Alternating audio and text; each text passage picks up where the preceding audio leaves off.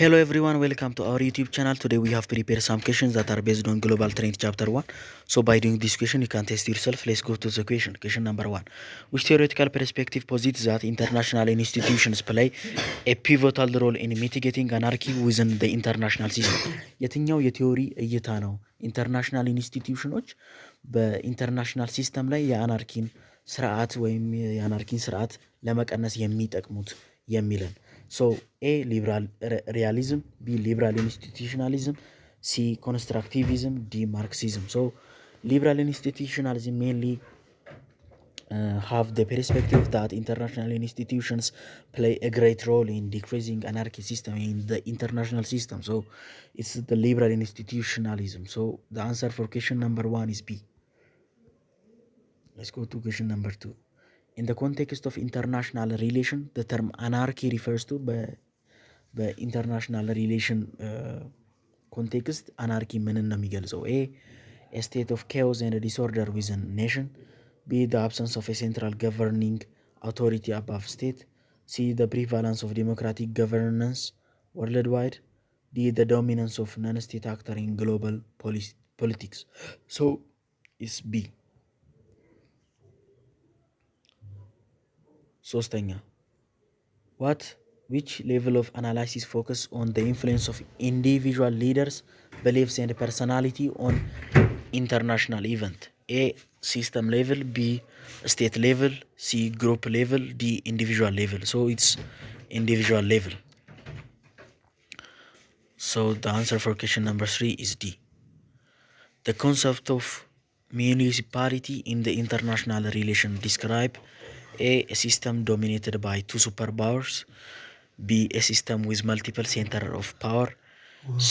a unipolar system with a single hegemon, D. a bipolar system with two dominant states. So the answer for question number 4 is B.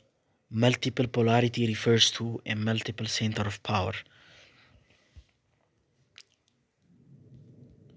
አምስተኛ according to constructivist theory, the structure of the international system is primarily shaped by በኮንስትራክቲቪስት ቲዮሪ የትኛው ነው የዋና የኢንተርናሽናል ሲስተም የሚቀረጸው ነው የሚለን? ኤ ማቴሪያል ኬፓቢሊቲ ኦፍ ስቴት፣ ቢ ኢኮኖሚክ ኢንተርዲፔንደንስ፣ ሲ ሶሻሊ ኮንስትራክትድ ኖርምስ ኤንድ አይደንቲቲ፣ ዲ ሚሊተሪ አላያንስ። ሶ በኮንስትራክቲቪስት ቲዮሪ ማህበረሰባዊ ማንነትና ኖርም ዋና ለኢንተርናሽናል ሲስተም ቀራጭ ነገሩ እሱ ነው ይለናል ፕራይመሪሊ።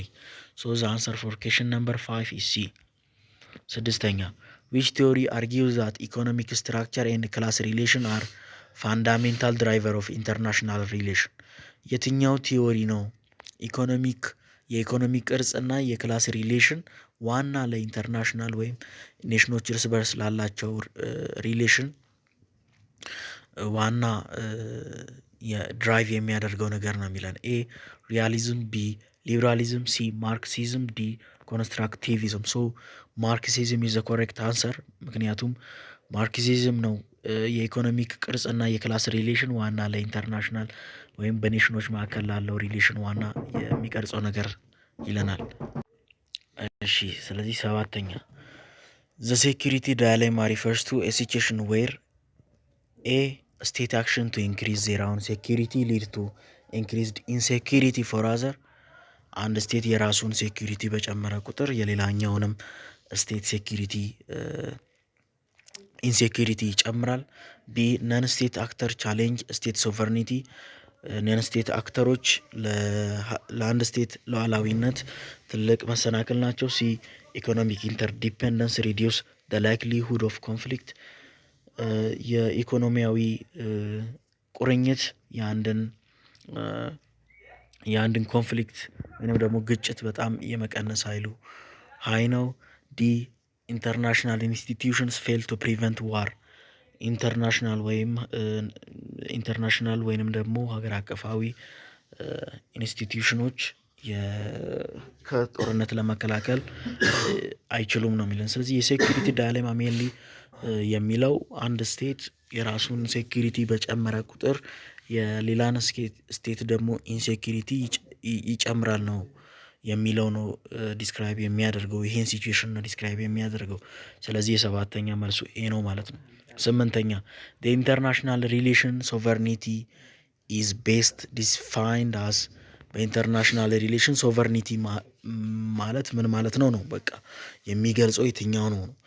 ኤ the ability of a state to influence other የአንድ ስቴት ሌላን ተጽዕኖ የማሳደር አቅም። ቢ the recognition of a state's independence by other state የአንድ ስቴት በሌላ ስቴት ሪኮግናይዝ መደረግ። ሲ the supreme authority of a state over its territory and population.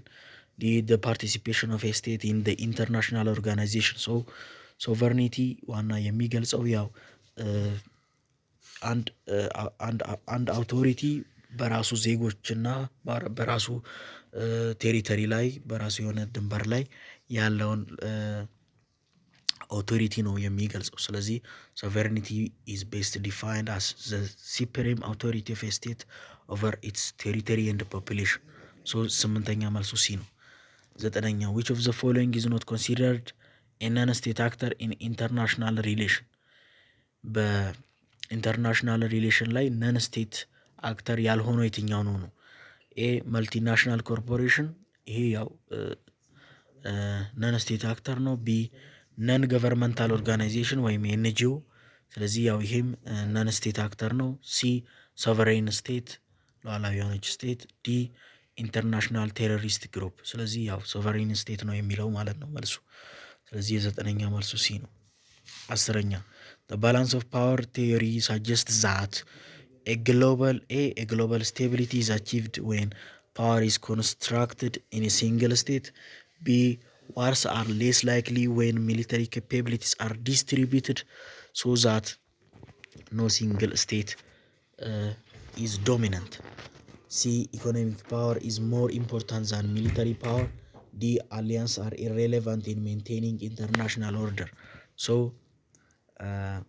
ዋር ሊከሰትበት የሚችለው አንድ ወታደራዊ ስርዓት ዲስትሪቢዩትድ ከሆነ ወይንም ደግሞ የሆነ ስቴት ዶሚኔት ካላደረገ ዋር ሊከሰትበት የሚችለው ቻንስ በጣም ዝቅተኛ ነው ብሎ የሚያስረዳው ቲዮሪ ባላንስ ኦፍ ፓወር ቲዮሪ ነው ማለት ነው።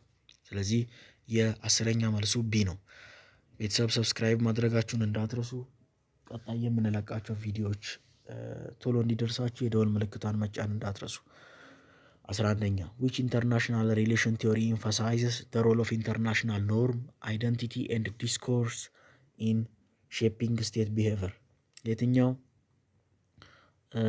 የትኛው ቲዮሪ ነው በትክክል የኢንተርናሽናል ሪሌሽን ቲዮሪ ነው በትክክል ኢንተርናሽናል ኖርም አይደንቲቲ እና ዲስኮርስ ሼፒንግ ስቴት ቢሄቨር የአንድን ስቴት ቢሄቨር ወይም ጸባይ የሚቀርጹት ኖርም እና አይደንቲቲ ነው ብሎ የሚያስረዳው ቲዮሪ የትኛው ነው የሚለን። ኤ ሪያሊዝም፣ ቢ ሊበራሊዝም፣ ሲ ኮንስትራክቲቪዝም፣ ዲ ማርክሲዝም። ሶ ይሄ ያው ከዚህ በፊትም ለማየት ሞክረናል። የአንድን ስቴት ቢሄቨር ዋና ሊቀርጽ የሚችለው ኖርም እና አይደንቲቲ ነው ብሎ የሚያስረዳው ኮንስትራክቲቪዝም ቲዮሪ ነው። ስለዚህ የ11ኛ መልሱ ሲ ነው ማለት ነው።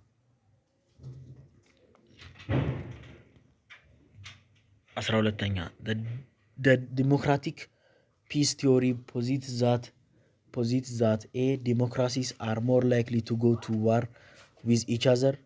B democracies are less likely to engage in war with other democracies. C democratic states are inherently more peaceful. D the spread of democracy lead to global instability.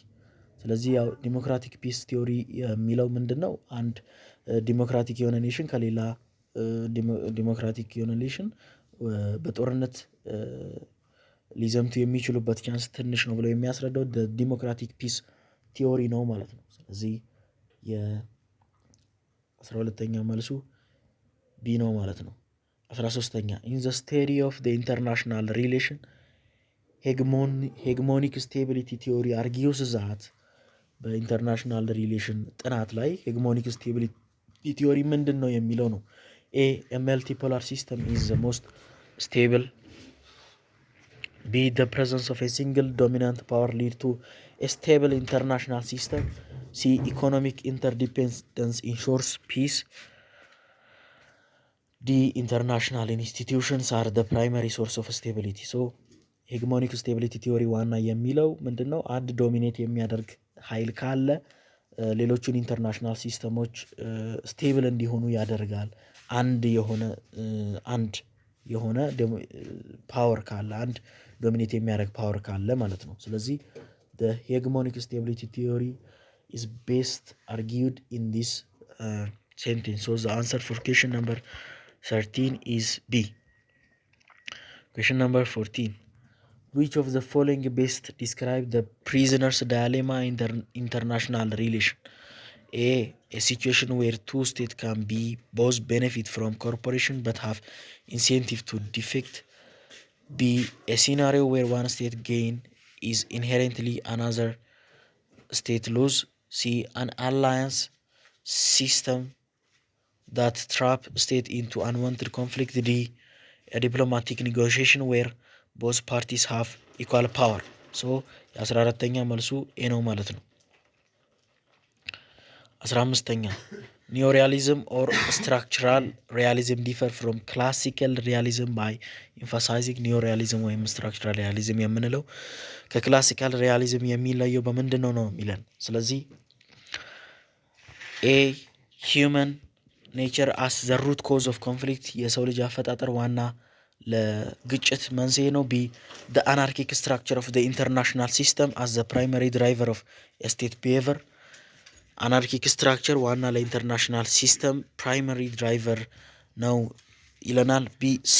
the importance of international institution. D. economic interdependence as a means to achieve a peace. So the answer for question number 15 is B.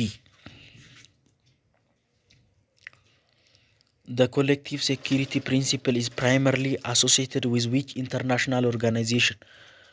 A. the United Nations. B. the World Trade Organization. C. the International Monetary Fund. D.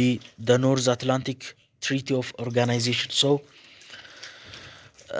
ምንድነው ዩናይትድ ኔሽን ነው በትክክል ኮሌክቲቭ ሴኩሪቲን ዋና ፕሪንሲፕል አድርጎ በኢንተርናሽናል ኦርጋናይዜሽን ኢንተርናሽናል ኦርጋናይዜሽን የሚሰራው።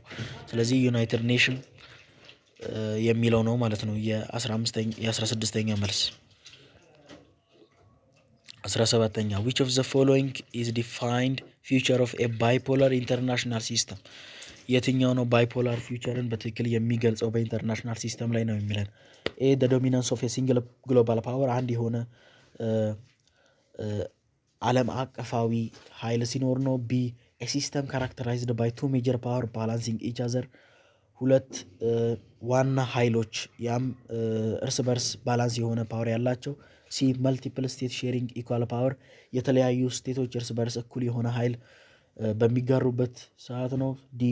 a decentralized system with no dominant power ምንም አይነት ዶሚኔት የሚያደርግ ኃይል በሌለበት ሲሆን ነው። ስለዚህ ባይፖላር የምንለው ሁለት ሜጀር ፓወሮች እርስ በርስ ባላንስ የሚደራረጉ ሲኖሩ ነው። ስለዚህ የ17ኛ መልሱ ቢ ነው ማለት ነው። 18ኛ the concept of soft power refers to a state's ability to soft power ኮንሰፕት ምንድን ነው የሚለን ነው። A. use military force effectively. B. influence others through culture, value and diplomacy. C. build alliance with weaker state. D. dominant global trade system. So soft power ዋና ምንድን ነው